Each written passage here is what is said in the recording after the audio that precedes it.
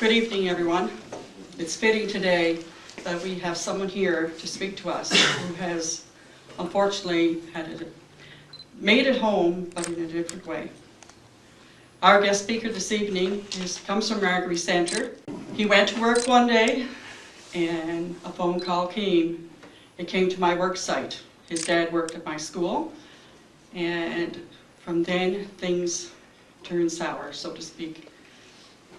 It was a hard time for his family, but it was terrible in the community, because when you have somebody who's young, at 21 years of age, you most certainly want them to go home and have a full life. The day was February 4th, 1981. But he has moved on. He has a family, he has 3 children, and he has grandchildren. He's very active in our community and continues to do so, and he very much is very helpful to those who have had injuries. Please help me welcome our guest speaker this evening, who's going to roll in, Laurie Cranton. Good evening. Wilfredine makes that sound so sad, and I guess at the time it was, but life goes on, and as I go through my story here, I will talk a little bit about that and some of the positive things that have come out of it, because out of every bad story, if you work at things, positive things can happen as well. I'd like to thank Wilfredine for inviting me here tonight. I used to do a lot of public speaking, I haven't done much in a while, and I guess I can say this here. I plan to throw my hat in municipal politics this fall, so I guess I better get used to doing this. So, but I know there's nobody here much that can vote for me anyway, because you're from a different community, except Wilfredine. Anyway, looking back, or before I go there, I'm just going to make a couple of statements here, and I'll end my talk tonight with them as well. Safety is a cheap and effective form of insurance. And when you think about insurance, if you're safe and you don't have the accidents, everything can come together. And the other one I'd like to say as well is safety just doesn't happen by accident. And just something to think about as I go through this. 35 years ago, roughly, I was 21 years old. I just finished taking courses at the University of New Brunswick, forest technician, and was working for a contractor with I believe it was Store at the time. I'm sure many of you remember Store Forest Industries that managed the pulp mill here for years. And in the middle of February, because of my training, I was foreman on the job, but most of our workers were laid off in the winter, and half a dozen of us kept a small winter operation going. And that day, I remember my boss, who was from Bedeck, had gone off to Moncton to look at some equipment.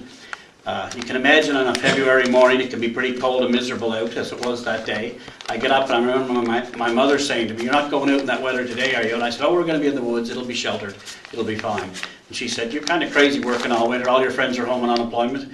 I said, "Hey, I love the outdoors and I love getting out there and doing that and being active."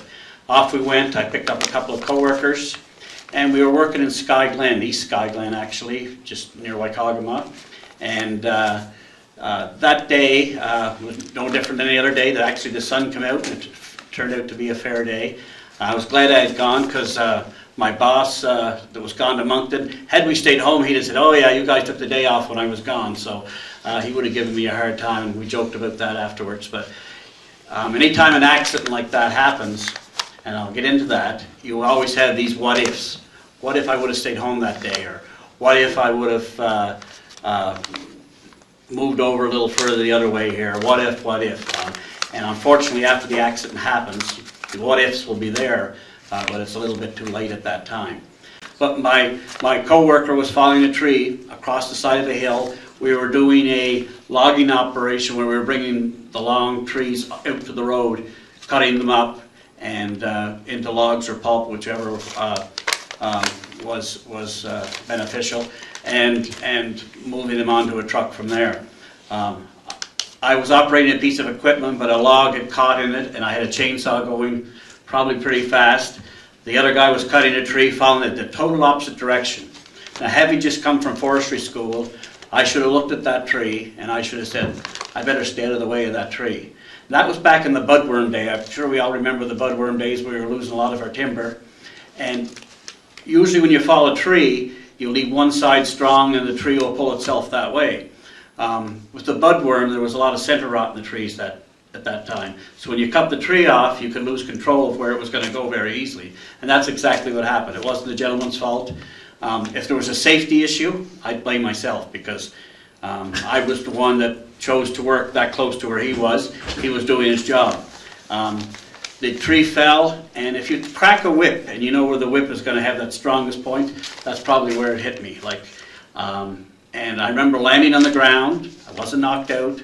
I remember looking up at the sky. First thing I realized, I couldn't move my legs. I could feel them, couldn't move them.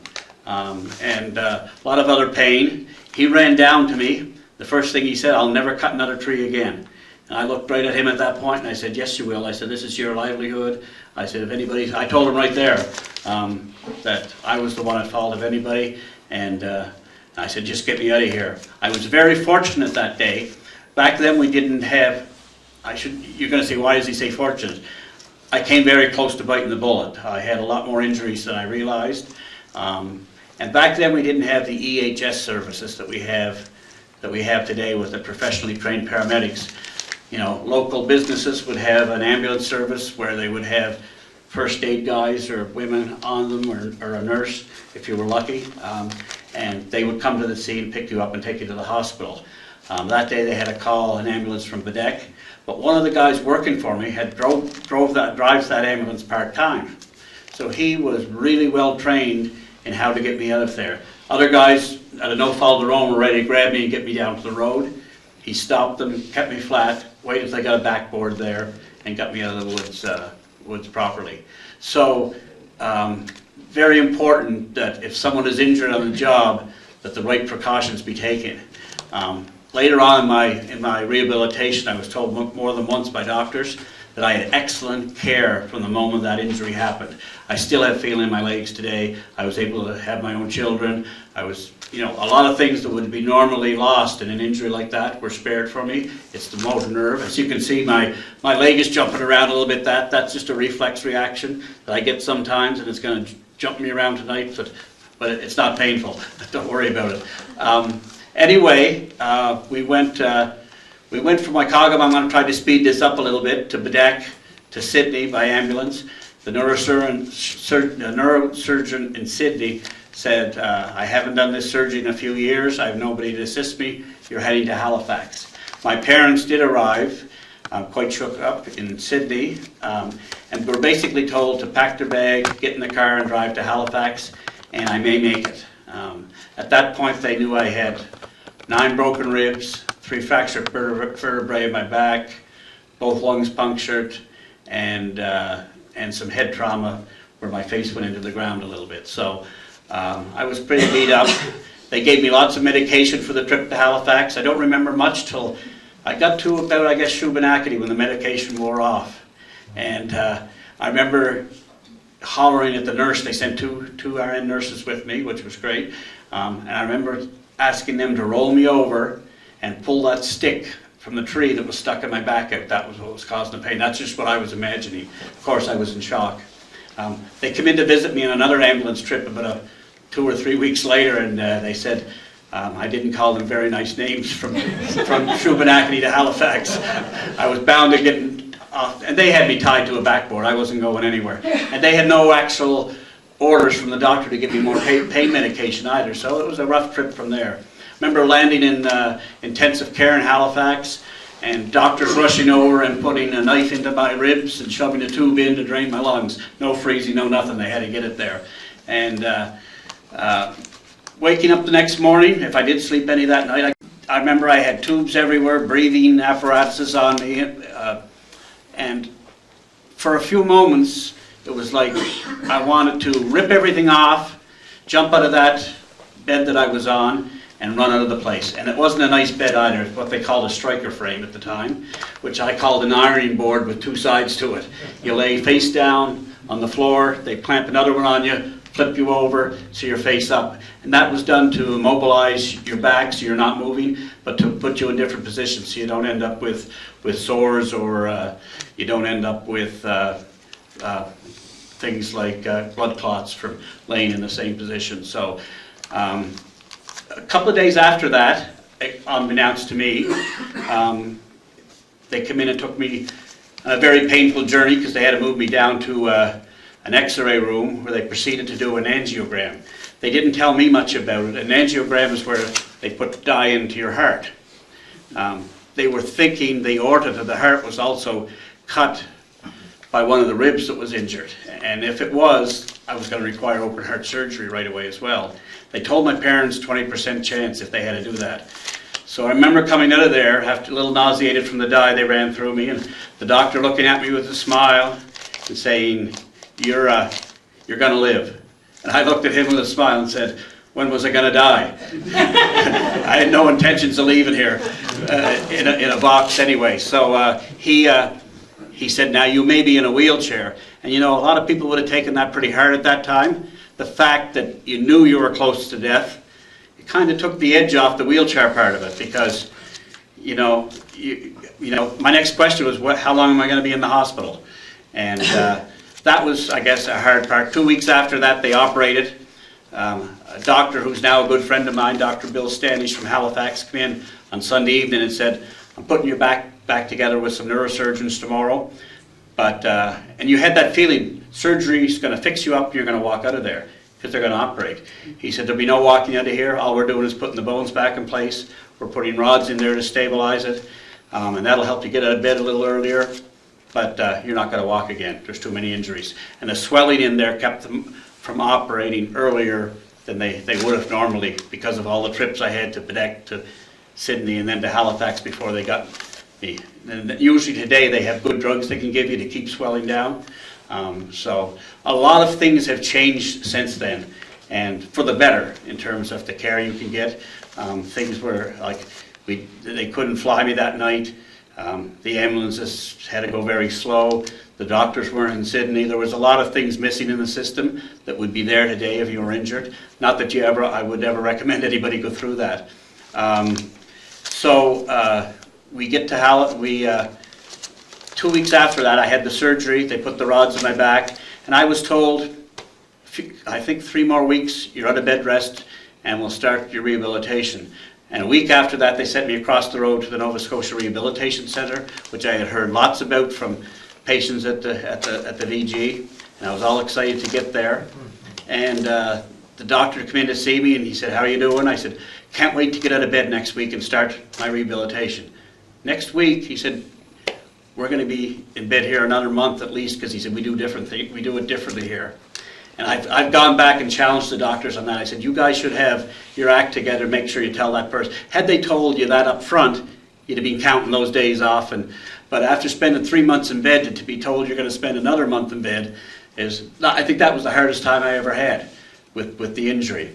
In fact, when I got out of bed rest, I think I still hold, I'll have to go question them someday, but I still think I have the record for someone with my level of injury of getting discharged. I couldn't get out of there fast enough.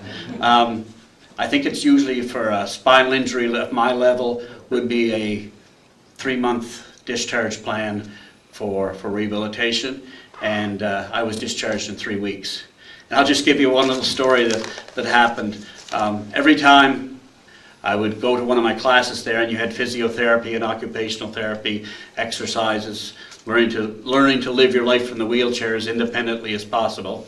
I went down one day, I had bought a new vehicle because the vehicle I had was a standard. I have an automatic.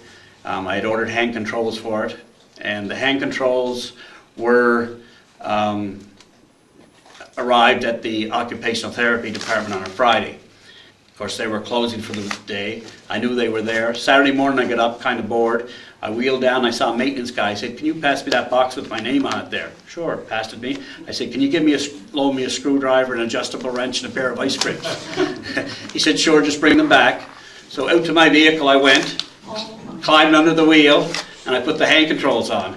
Took the directions out, read them. It wasn't that complicated. And the rest of the weekend I spent driving around downtown Halifax, and I had never driven in Halifax. So Monday morning I go to my occupational therapy class, and my therapist says, oh, your hand controls arrived. I said, they did? I said, yeah. She said, yeah. I said, yeah, I saw them. Oh, when did you see them? I said, I put them in my car. I've been driving all weekend. But she didn't know what to say. Normally she should be upset with me, seeing how people dealt with their injury, that was very positive in her mind, like that I had the gumption to go out and actually do that and get going. It might not have been the safest thing to do, but it was kind of an experience, and I still joke and laugh about that. One thing that when I got hurt at work, and that's kind of the story of the injury, I was discharged 3 weeks after that. One thing that was very important that I realized early on in this, that when I was injured on the job, I was covered through workers' compensation.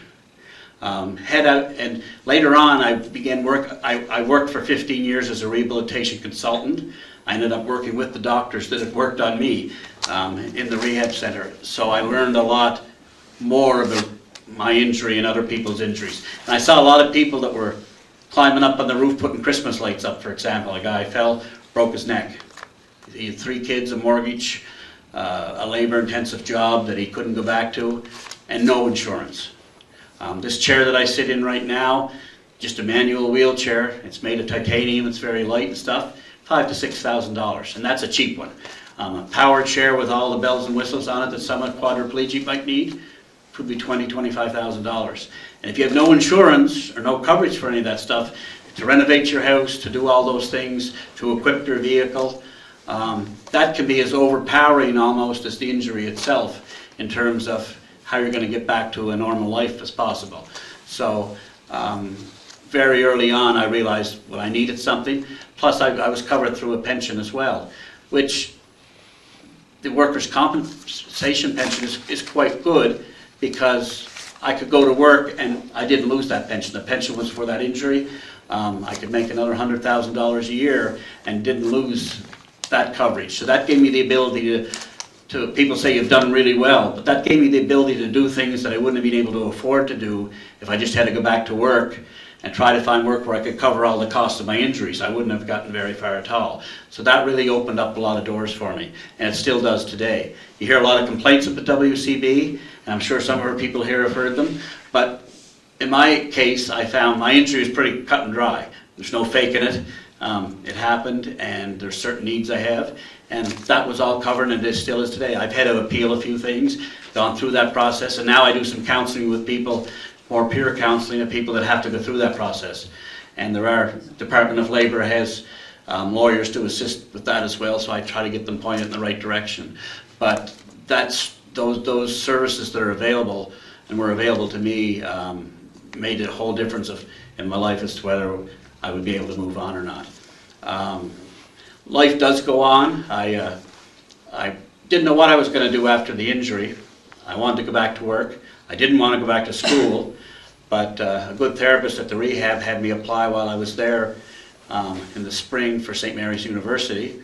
So the next fall, 2 months after I got out of the hospital, I started looking at Margaree where I lived and said, I don't want to be here in the Margaree winter the first year in a wheelchair looking at the snowbanks. And anybody knows me today knows I love the snowbanks.